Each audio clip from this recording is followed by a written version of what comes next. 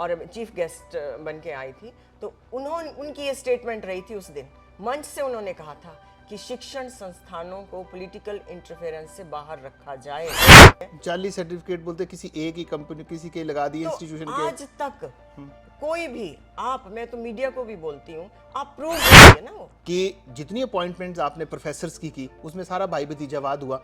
एक particular political party, चाहे भाजपा की बात करते हो, चाहे एबीवीपी की बात करते हो, चाहे आरएसएस की बात करते हो, वो कहते हैं कि एक पर्टिकुलर लॉबी के आपने प्रोफेसर उसमें भर्ती कर दी। तो आप हमारे कहते पास एक भी रेगुलर नहीं है भाई, आउटसोर्स पे रखे हैं हम ये बहुत हो गया अभी एलिगेशन तो मत खेलो हमारे साथ इस तरह से। हम आपसे नहीं खेल रहे हैं, ये पार्टियां खेल रही हैं और ये आगे बड़ा खेल खेलेगी। मैं इसीलिए आज आपके साथ मौजूद हूँ। लेकिन ऐसा लोगों ने मेरे को अप्रोच किया था कि आप भी कैंडिडेट हो सकती हैं, तो लेकिन मैंने इस बारे में किसी ने मुझसे अप्रोच नहीं किया आधिकारिक तौर पे या पॉलिटिकली मैं कहूँ। मुद्दा तो है, आप कहते हैं मुद्दा नहीं है। सबसे पहला बड़ा एलिगेशन आप पर इन्होंने ये लगाया है कि जितनी अपॉइंटमेंट्स आपने प्रोफेसर्स की उसमें सारा भाई भतीजावाद हुआ। एक पर्टिकुलर पॉलिटिकल पार्टी, चाहे भाजपा की बात करते हो, चाहे एबीवीपी की बात करते हो, चाहे आरएसएस की बात करते हो, वो कहते हैं कि एक पर्टिकुलर लॉबी के आपने प्रोफेसर उसमें भर्ती कर लिए। पीएन्स की बात करते हैं लोग कि पीएन्स जो थे, जितने आपके पास अगर आपके पास 50 की वैकेंसी तो 47 आपने एक ही क्षेत्र से रख दिए, वो जयराम जी के क्षेत्र से रख दिए। इस तरह की बातें मैडम जब होंगी तो आप कहते हैं, हमारे पास एक भी रेगुलर नहीं है भाई, आउटसोर्स पे रखे हैं हमने। और आउटसोर्स पे तो एक एजेंसी के द्वारा रखते हैं ना, अब जो हमको भेजेंगे हमको रखने पड़ेंगे वो। हम तो उनको हमने रिक्वायरमेंट दी, रिक्वायरमेंट दी, उन्होंने अब जो भेजे हमको वो रखने पड़ते हैं। और जो वो हमने डायरेक्ट अपॉइंट नहीं करे हुए हैं कोई भी, है ना जी। और जहां तक प्रोफेसर्स की बात है तो आपसे मैंने पहले भी बात करी थी और विभिन्न मंचों पे मैं कहती भी आई हूँ, लेकिन एक प्रक्रिया जो है वो सेट की जाती है यूजीसी के द्वारा।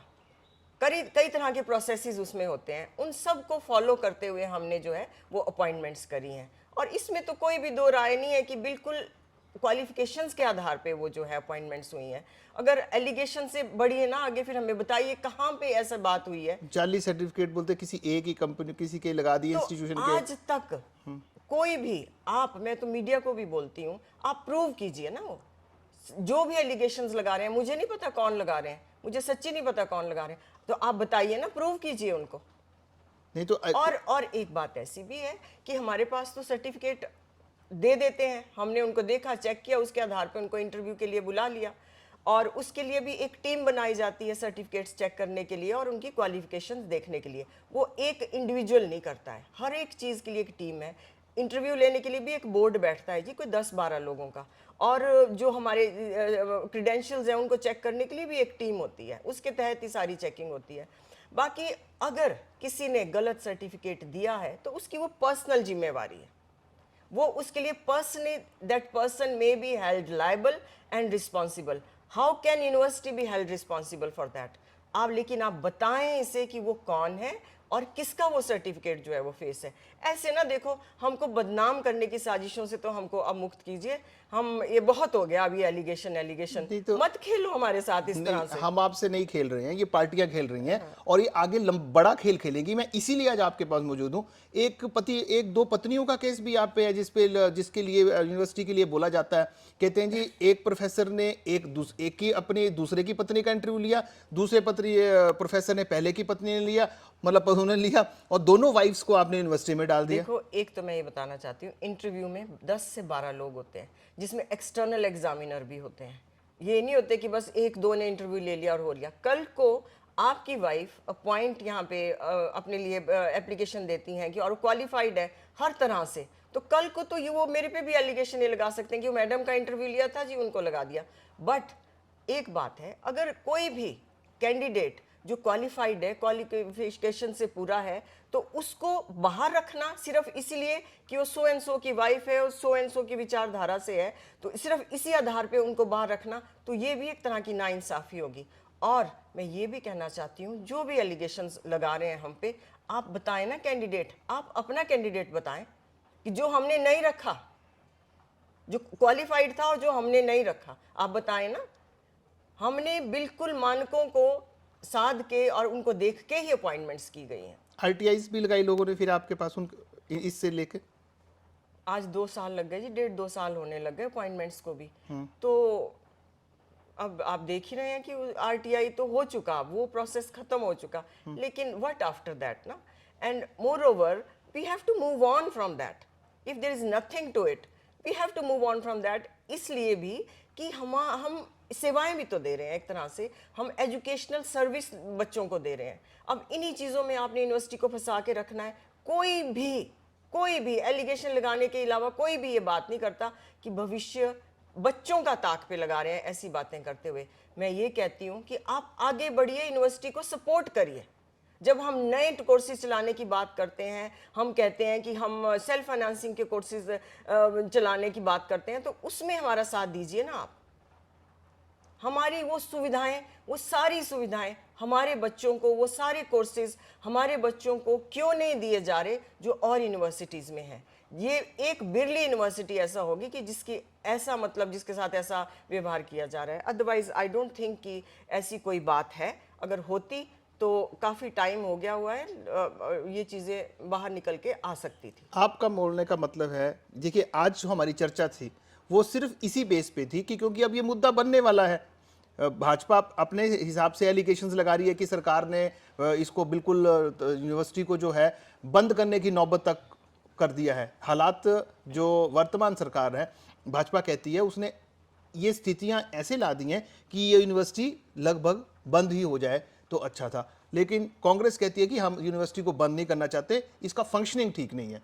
तो आप इस पे ब्लैक एंड व्हाइट करके हम इस वार्ता को यहाँ समाप्त करना चाहते हैं। आप दर्शकों को बताइए कि ये वैसे पॉलिटिकल मुद्दा बनाया जा रहा है, लेकिन आप क्या चाहती हैं और यहाँ के पढ़ने वाले बच्चे क्या चाहते हैं? नहीं, देखिए, बहुत ही पहले भी कह चुकी हूँ, अब फिर कहूँगी। I want to reiterate this point, please इसे don't make a political issue out of it. करना है तो इसका साथ दीजिए, यूनिवर्सिटी का साथ दीजिए। जो कमियाँ, जो फाइनेंशियल कमियाँ हैं, जो स्टाफ की कमियाँ हैं, उनको पूरा करने की कवायद कीजिए।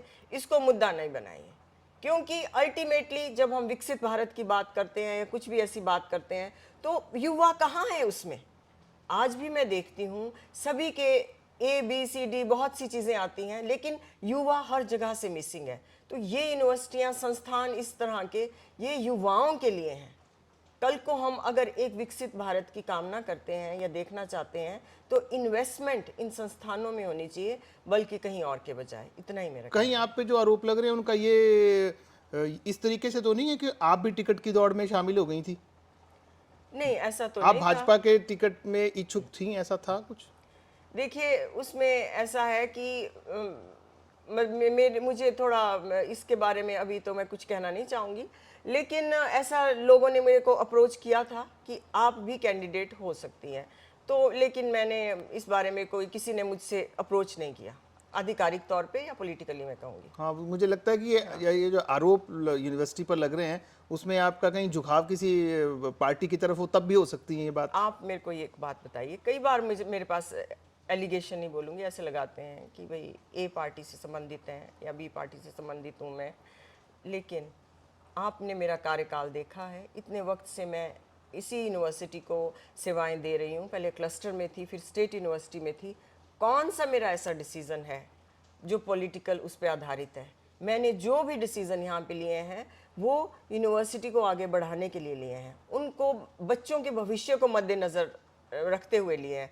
चाहे बायोमेट्रिक का ही मुद्दा था, बहुत सी प्रॉब्लम्स आई मुझे उसको इम्प्लीमेंट करने में, लेकिन हमने उसे किया। आज बायोमेट्रिक यहाँ पे हम इम्प्लीमेंटेड है। HP यूनिवर्सिटी में नहीं है बायोमेट्रिक अभी इम्प्लीमेंटेड, लेकिन हमने उसको इम्प्लीमेंट किया और हम उस चीज़ से आगे निकल चुके हैं। बहुत सी उसमें बाधाएं आई, बहुत सा कुछ हो गया, लेकिन आज की डेट में सब कुछ सुचारू रूप से जितना भी है अच्छे से चल रहा है। सरकार कोई भी आए, अब हम अपनी वार्ता को समाप्त करना चाहते हैं। सरकार कोई भी आए, सरकार कोई भी बने, अब इलेक्शंस के बाद आप दोनों सरकारों से, भाजपा की पार्टी से या भाजपा की सरकार बनती है या वो कांग्रेस की बनती है, आप इन पॉलिटिकल पार्टीज को क्या संदेश देना चाहेंगी सीधे तौर पर? संदेश तो मेरा एक ही है कि जो जैसे कि रानी प्रतिभा सिंह जी यहाँ पे हमारे पहले, जो हमारा अप्रैल में आई थी, 23 में हमारा फाउंडेशन डे था, उस दिन वो आई थी इधर और चीफ गेस्ट बन के आई थी। तो उनकी ये स्टेटमेंट रही थी उस दिन, मंच से उन्होंने कहा था कि शिक्षण संस्थानों को पॉलिटिकल इंटरफेरेंस से बाहर रखा जाए। तो मैं भी यही चाहूँगी और ऐसा होता भी आया है। अब हमारे साथ ऐसा ना किया जाए कि इनको सारे संस्थानों को, स्पेशली यूनिवर्सिटीज़ को, पॉलिटिकल इंटरफेरेंस से बाहर रखा जाए। तो I think we will be able to serve a larger good for the society. Anupama ji, आपने द न्यूज़ रडार के साथ बात की, इसके लिए बहुत बहुत धन्यवाद। Thank you. Make sure to press like and drop a comment. Please don't forget to subscribe to the News Radar.